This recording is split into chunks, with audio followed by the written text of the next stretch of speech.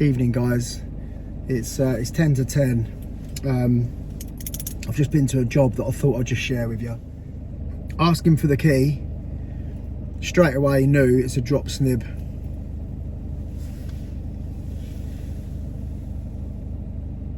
Look at that bad boy. I like to Mickey Mouse it.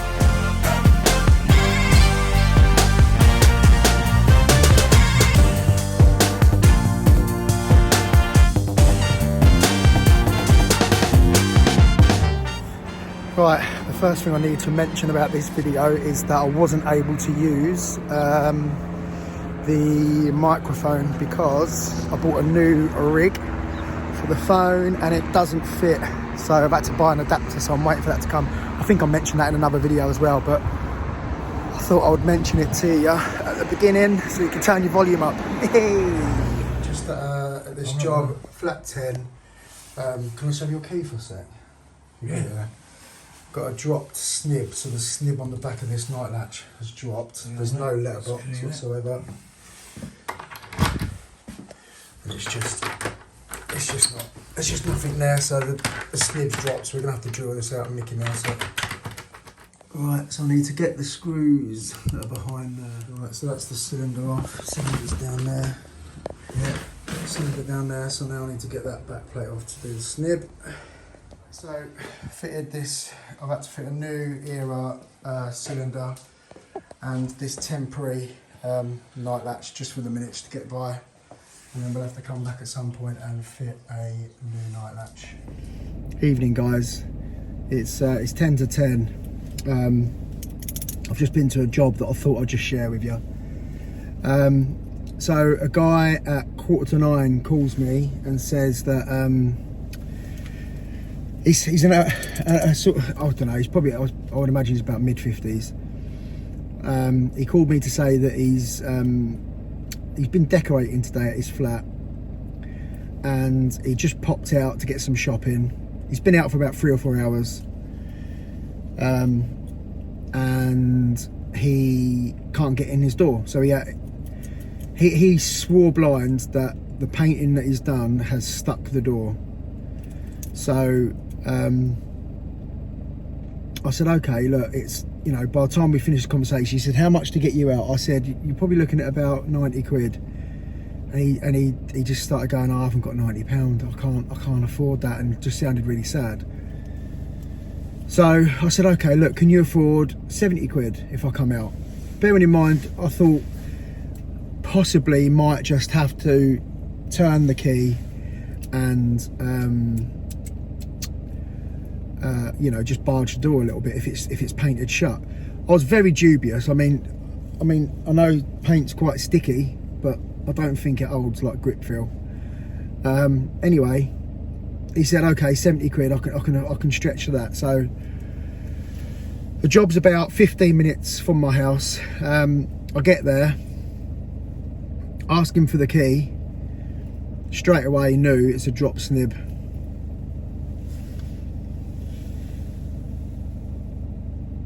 Look at that bad boy. I like to Mickey Mouse it. Now, he's got a landlord, and I said to him, well, look, this isn't your fault. The night latch was the cheapest night latch I think I've possibly ever seen. It was almost plastic. It was that bad. And I said to him that it happens all the time with these cheap night latches. So give me your landlord's details and I'll ping him an invoice. And he seemed quite reluctant. Started telling me that his landlord lives in Spain. He can't ring him now, it's too late.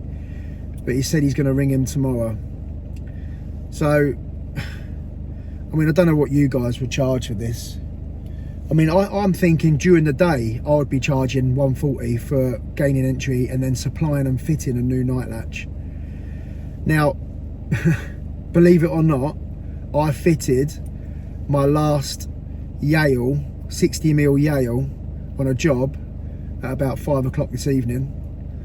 And I've had to fit the Yale latch that I took off of that door, off that job, because the only other one I had was a British Standard era, nearly 50 quid's worth, and I don't think I'm going to get paid.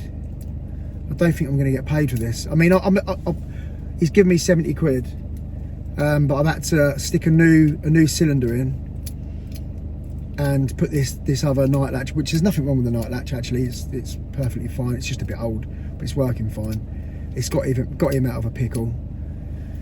But yeah, bit of a situation. I don't think I'm going to get any more money. Like I say, he's reluctant to call his landlord. I don't think he's going to contact him tomorrow. So I think that's going to be the end of that. I'm just going to swallow that one, take the 70 quid that he's given me. I bet they're forged. I bet they're forged notes. Nah, I bet we don't. Yeah. And Gavin and Mark Granger, you probably ain't going to see this, but could have done with that tool being Gav's Mickey Mouse tool that I bought last night online. It'll probably arrive tomorrow. Yeah, probably would have been ideal for this little bad boy, wouldn't it? Anyway, that's me done. It's 5 to 10, I'm going to bed. Just thought I'd share that, guys. See you later. Anyone know a locksmith?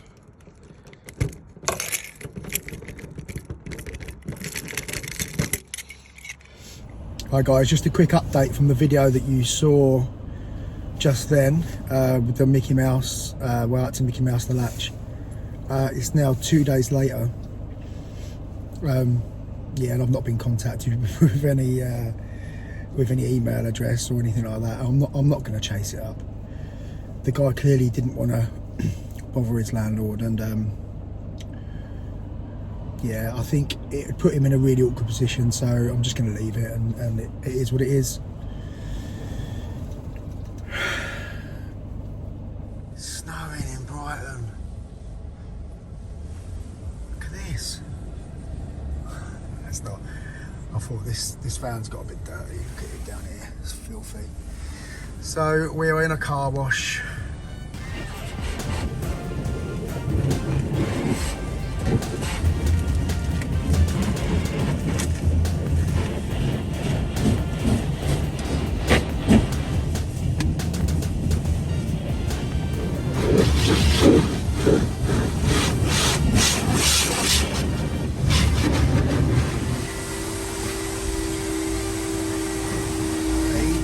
At the moment, I've only got 2 jobs to go to. One I'm quoting a job this morning for a guy called Paul, who's a YouTube subscriber actually, which is great. So we'll go to his and we're gonna quote up some security upgrades, and then I'm going to fit a night latch for a lady in Hove. I'm not going to be able to film that. She's very I'm not even going to ask. She's very security conscious. She's recently had her car broken into on her drive, and now wants to upgrade the locks on her door. I went there yesterday, and she's already got a 5-lever British Standard deadlock on there, but she wants to upgrade the night latch, which is just a really old Yale, so yeah, it needs upgrading really. So I'm going to go and do that, and then I'm going to go home and do some more practice with my GJ locks sets, my new stuff. I haven't got my mic on at the moment because I bought a new phone rig, which is basically like a metal case that it comes with a handle. You can put the handle on in all different places, so when I'm filming I can hold it. But the depth of it at the bottom means that now the receiver part of my Bluetooth mic now doesn't fit, so I've had to order a little extender, which hopefully will be coming today. So yeah, I won't be able to wear it today. Bloody good case though, it's metal, it's really good, it's like proper tough. There's all these little threads where you can have different positions for the handles. It's really good. Just that's the only downside, is that yeah, I'm not able to fit the mic in. But anyhow, right, so yeah, I probably won't be doing much filming today unless I get anything else in, so we'll roll this over onto another day. Right, I'm actually at a job which is for a subscriber, Paul. So he's asked me to upgrade these locks, but to be fair, that's a British Standard deadlock down there, and he's got a British Standard Yale Nightlatch, but this sometimes it's a bit temperamental, the actual anti-slip function. So we're going to take this off and just see. It could be that the tailpiece is a bit long. It could just need a bit of an overhaul. So we're going to see if we can get that working rather than changing everything. It'll work out a lot cheaper for the customer. What a guy!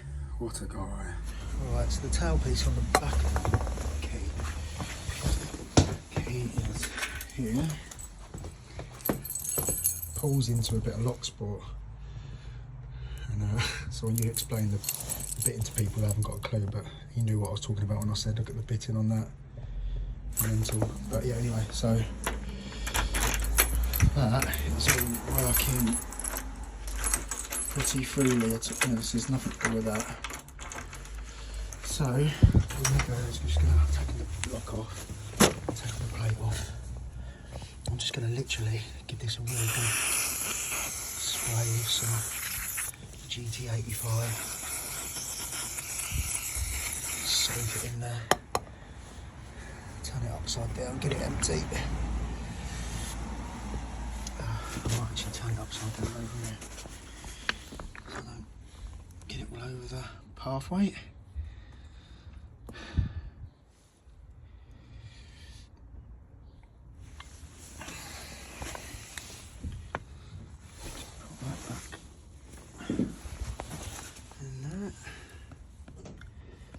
Give that a go.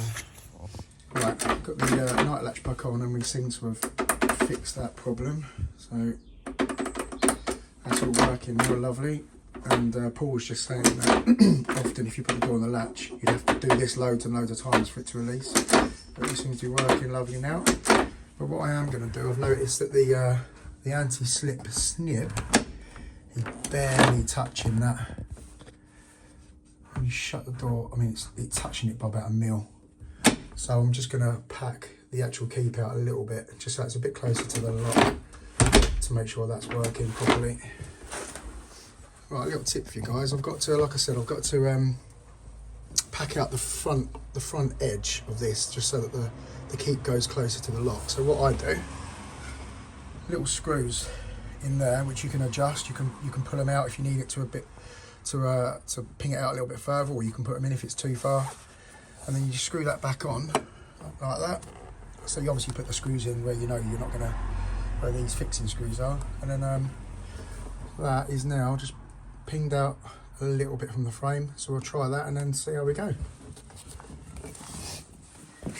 Right, there we go guys, so that's the keep screwed back on. It's just proud of the frame a little bit, but at least I know that that's shutting properly, and that anti-slip snip's going to be working as it should. So there we go, that's this job done. Alright, there we go guys, that's that job done. Thank you Paul for letting me film. It's lovely to meet you and your wife. Really lovely people. Yeah, so originally the plan was I was going there to measure up for a whole new Nightlatch and deadlock, but when I got there, obviously there's a 5-lever British Standard deadlock and the British Standard Nightlatch, the Yale version, and the only problem with the Nightlatch was the anti-slip facility wasn't working properly on that. So yeah, we just took it apart, got it working, and saved Paul and his wife a whole load of money, which is always good. So yeah, now we're off to another job in Hove, but I'm not going to film this. I'm not even going to ask the customer if I can film it, because they're very security conscious. They had their car broken into on their driveway a few days ago. So now they're a bit paranoid, so I don't want to feed their paranoia by me filming me fitting the new lock. So yeah, I'm just going to go and do that, and then I'm probably going to go and have another little play with my GJ locks that come the other day. So, oh, I've ordered some locks that I think are coming today for the other set. So I can have a little play with that, hopefully. All good. If I don't see you for the rest of the day, have a fantastic weekend. Not that you're going to see this. See, it'll be probably Monday by the time this goes out. Hope you have a nice weekend, guys. See you later. We arrived. My Mickey Mouse tool. So you've seen at the beginning of the video the job I've done where I had to Mickey Mouse a cylinder.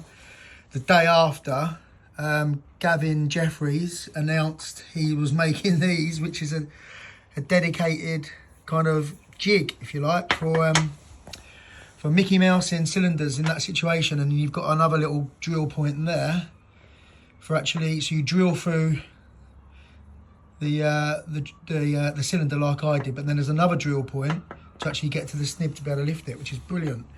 And you know what? The quality of this is really good. I love it. It's better than I thought it was going to be.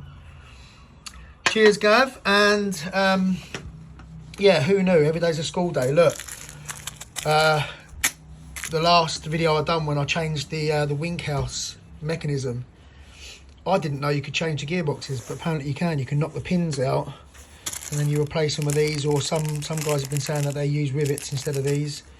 But yeah, who knew? Every day's a school day. I've got a 35 and a 45mm back set. They are going in the van now. Right, cheers guys. Thanks for the advice on them. I really appreciate that. Like I say, I didn't know. And thank you to Gav and Mark Granger for getting these out. That is brilliant. I really like this. I've literally just opened it up now. Really good quality. Cheers guys.